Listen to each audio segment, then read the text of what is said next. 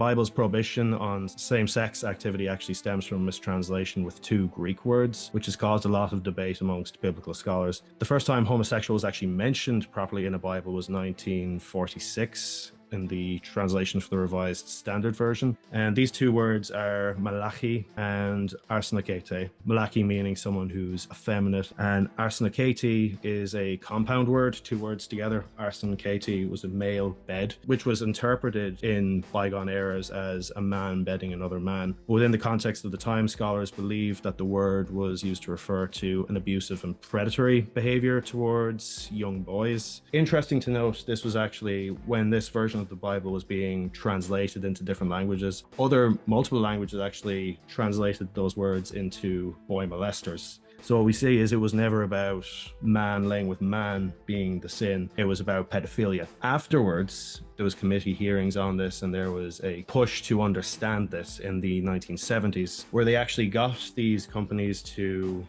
talk to the clergy. And they said, look, we want this to be more accurate thing. And then they changed that to sexual predators in the English Standard Version. But of course, by then, the damage has already been done. And I believe it's been predicated on a mistranslation all this time. So a lot of what religious people's understandings of being against trans people comes from the Old Testament in Leviticus, I believe. In the Old Testament, it says, a woman shall not wear a man's apparel, nor shall a man put on a woman's gambit. Some argue this was more about not being deceptive like some people, but people took it as it's plain face value. You should not wear the other gender's clothes. This is not mentioned in the New Testament. More recent interpretations have taken into account that this was Moses talking to the people about meeting their gods honestly, about not pretending to be someone you're not. So we can see there's a lot that when we read into it and how history has existed side by side, there is an understanding that I think was kind of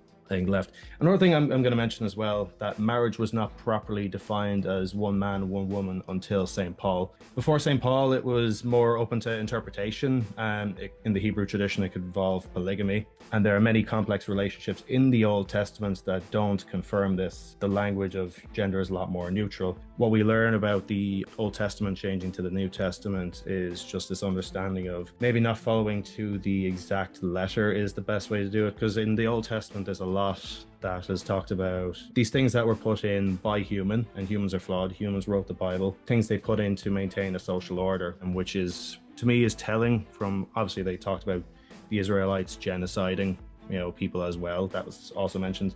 And there's a reason these things don't carry over into the New Testament and was never preached by Jesus.